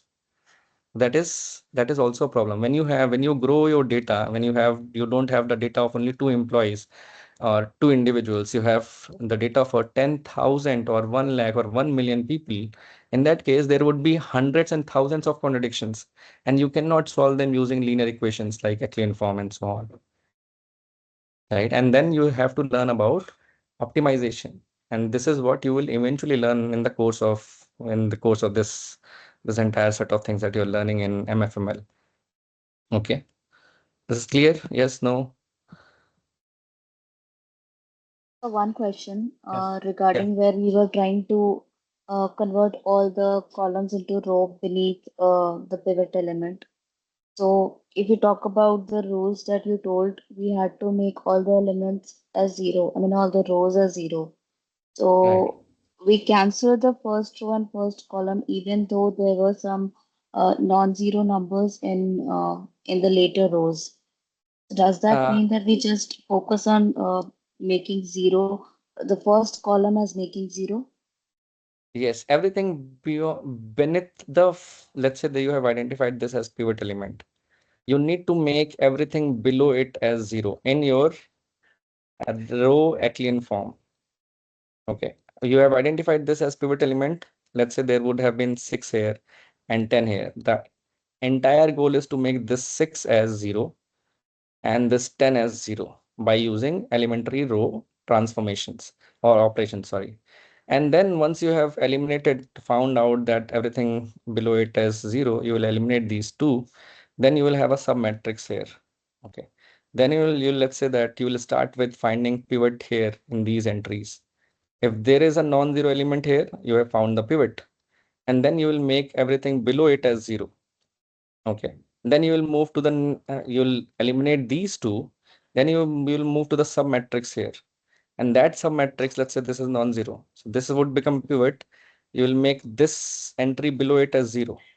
This is how you eventually algorithmically you move to the next step. This is an iterative method. So you'll keep on eliminating the rows and columns and use in the first iteration, move to the submatrix, and then move to the submatrix, and then move to the submatrix until you have found that all the non-zero rows are above the zero rows. So the zero rows would be at the bottom, all of these zero rows. So let's say you get to 0, 0, 4, 5, 2, and 2, 1, 4, 5, 6. So you have all the zero rows at the bottom. You have found the pivot elements. These are the pivot elements. And now you can use the equation to find out whether there are there are zero solution, no solution, and so on. But that all depends on rank, which is what I wanted to cover next. Okay, so Uh, Hi, Jagan here. I have this one is more how you will question. get the. Yeah. Y- Go ahead. Yes, before starting this, while looking the matrix only, it is a rectangular matrix. And when I see the rectangular matrix, the number of coefficient is not exactly equal to the rank of A or B augmented matrix. Then I can directly conclude this no solution for this. See, there are three possible things. Firstly, let me first make you understand this. Let me see if my Wi-Fi is working. Okay, so let me first help you understand that when you make an augmented matrix A, B, this is an augmented matrix. There are two things that you need to understand from rank point of view. I told you rank are unique informations that the matrix is providing you. Okay. So there could be three different situations that can happen. So you can have rank of A and on rank of augmented matrix A and B. So what you do eventually do is you evaluate these situations, whether the rank of matrix A is equals to rank of augmented matrix AB or is it not equals to. If it is not equals to, rank of A is not equals to rank of AB, then you have no solution. Okay. And if you have both of them equal, in that case, what we eventually try seeing is whether rank of A is equals to the number of variables that we have in the problem. Okay, let's say rank of A is equals to 3, the number of variables were 3 is equals to 3. In that case, we will have unique solution. When you have rank of A is less than n, which is the number of variables that you have, in that case, you will have many solutions. Okay.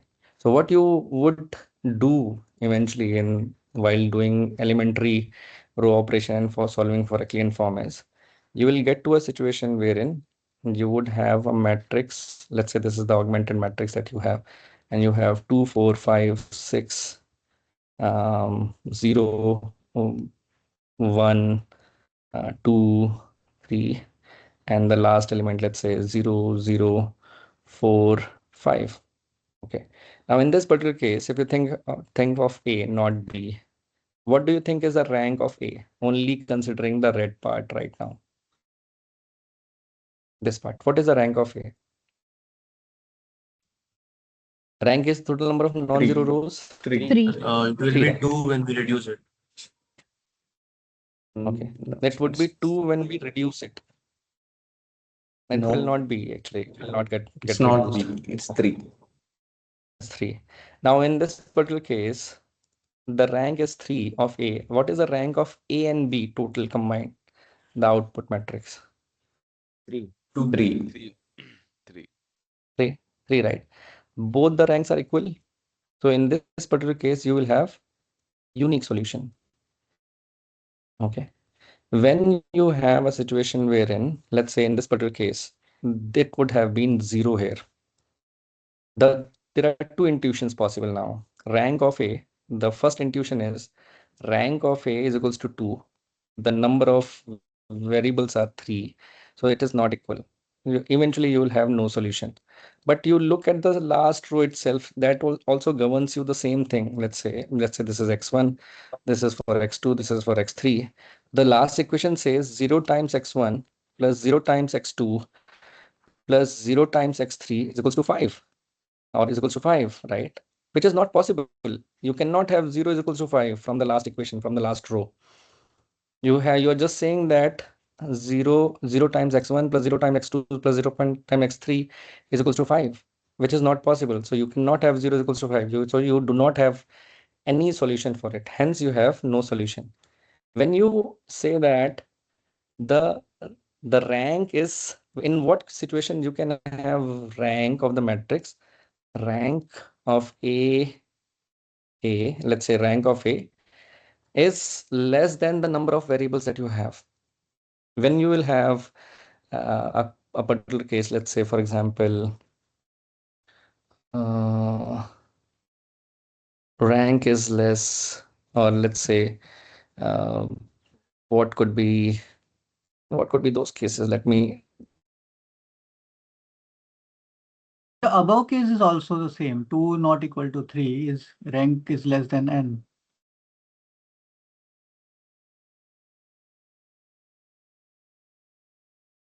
If we make 5 as 0,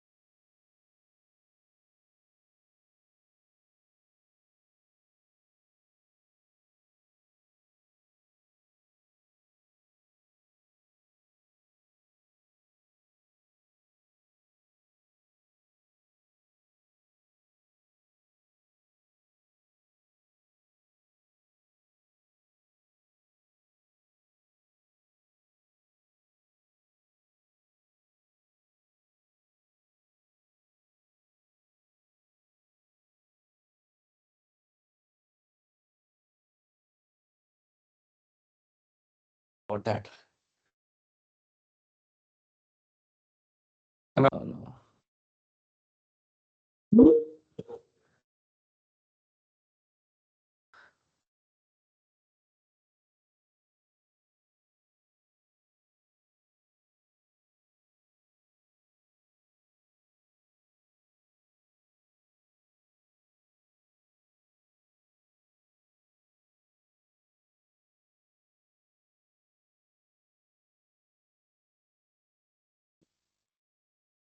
Am I audible? yes, sir, now. Yes, sir. Yes. Now audible. So sorry about Yes, there sir. is this because of the storm. There are these issues which are happening. So in the first thing that you looked for, the rank was equals to the number of variables. Second, the rank was lesser. This is what you have written down. So you will have no solution. But in some cases wherein the rank of matrix A is greater than the number of variables, those are the situations wherein you would have many solutions, infinitely many solutions. Okay, many solutions. So these are the things that we'll eventually get to in the next lecture because we have 4 minutes possible. I'll just give you an intuition or idea about it. Think of ranks as independent informations that you are getting. Okay, rank firstly can be written down as minimum of number of rows that you have and number of columns that you have. So that is what is called as that max, or I'll write it as maximum rank that a matrix can have. It is minimum of the number of rows or columns. Now, if you think about it, why I have written down it as, let's say you're solving a matrix problem, sorry, machine learning problem. You're trying to predict the salary of an individual based on their ages and experiences, or the number of years of experience. An individual is 20 years of age, 2 years of experience, withdrawing 15 lakhs of salary. Second individual with 35 years of age, 15 years of experience, withdrawing 75 lakhs of salary. Let's say that all the other are there in the entire data. Okay. In this particular case, let's say that you have hundreds of rows. I'll come back to your questions. You have is everything wrong? Anything wrong? And you have three Sir, columns. I We sir, I have a question. For Yeah. can you scroll up a bit where you wrote the equation rank of A is equal to rank of A? Yeah, here. Rank of A is greater than number of variables, then infinite many solutions. Yeah. Here, if we say rank of A is greater than n, Then how come it is coming infinitely many solution? Ideally, when rank of A is less than n, then there are possibilities that we will be getting the free variables. See, I might have written it wrong because I was writing it down right now as rank. Someone asked that question of rank. I have not introduced you the concept of rank. So one problem that I could have done is this could be wrong. So I wanted to bring to your notice what exactly is rank and then come back to this. You will eventually get it in the next class. But what I want for all of you to understand here is what exactly rank means. You'll need to understand what exactly is rank, right? So once you understand rank, whether rank is equals to the number of equations that you have, the number of variables that you have, the number of unknowns that you have, you will be able to understand that very well, whether it is less than equals to, or it is greater than, or equals to, whatever. You will be able to understand that, and just hold on to that thought for a minute. In this particular case, if you what your metric size is, you have 100 cross 3. There are 100 rows. Let's say that there are 100 people, and there are three outputs. Or let's, in this particular case, this is the matrix that you have, right? Now, for a moment, when I wrote maximum rank of this matrix that this matrix can have is equals to minimum of, why do I have to write it like this? Minimum of number of rows and number of columns. The reason is, if you think of a minimum of number of rows and number of columns, right now I have number of rows of as 100, okay, and the number of columns as 3. So there the maximum rank that I can get to is minimum of 103 is 3 only, right? The maximum rank that I can get from this matrix, even though I have hundreds of these rows, is only 3. The maximum rank that I can get is only 3. There could be 0 rank, 1 rank, 2 rank, or 3 rank. Eventually, these four possible situations. But what I'm saying is you can have maximum rank. But rank, what does it tells you? It tells you how many unique rows or columns that you have. In a particular case, let's say if you would have had the data of only 3 employees and 3 columns, and the data might have looked like this. Let's say that 20, 2, 15, 44, let's say that 30, and then let's say 35, 15, and 75. The first row and second row, they are exactly duplicate of each other. The second row is twice of first. So there is no new information that you have, right? So if you think of, there is the number of rows is 3, the number of columns is 3, the maximum rank that you can get is minimum of these two, which is 3. Now the rank of this particular matrix, maximum rank is 3, but total rank tells you how many unique directions, how many unique informations do you have. The unique informations out of these first two rows is only one, because the first row is just a twice of second one, right? So there is no unique information that you are getting. So the rank in that case would eventually bring down to either 2 or lesser than that. That you will find out. So in this particular case, at least visibly you are able to see that there are only the rank is 2. Similarly, think of it as in machine learning, you will have dependent variables. So let's say you have uh, age and experience.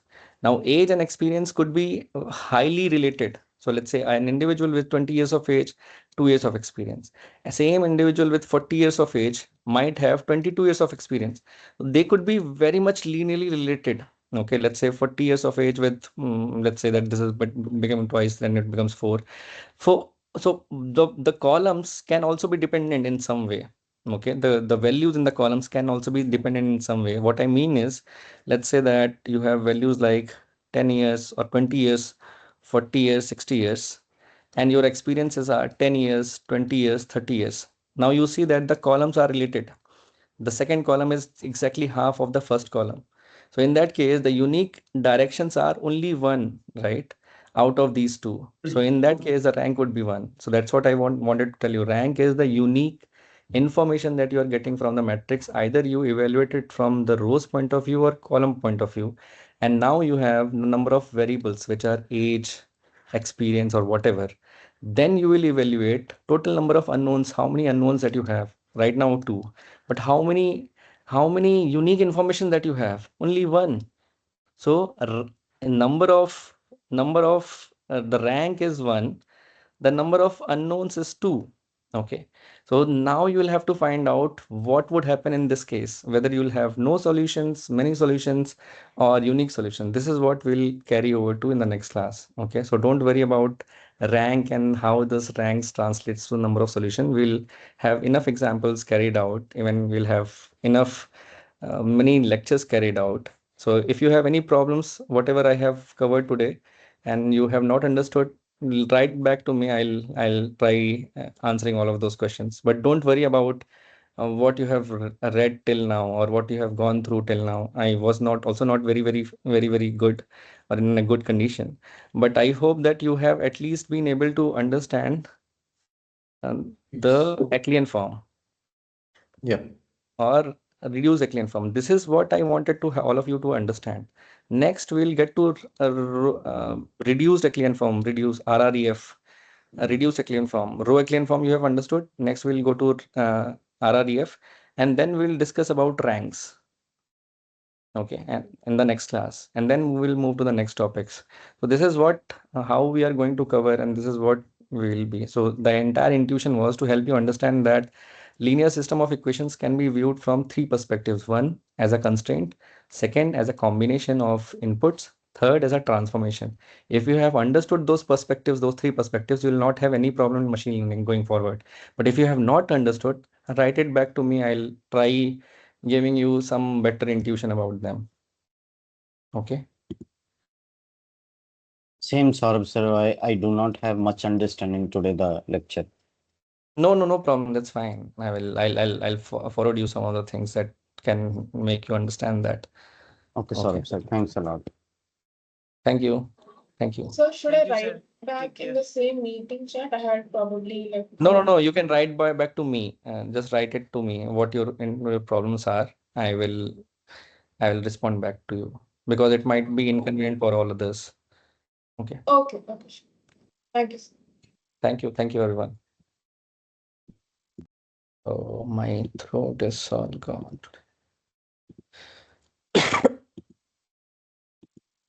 Hope Thanks, you feel everyone. better next Yeah. time, Saurabh. Thank you. Thank you. Thanks a lot. Yeah.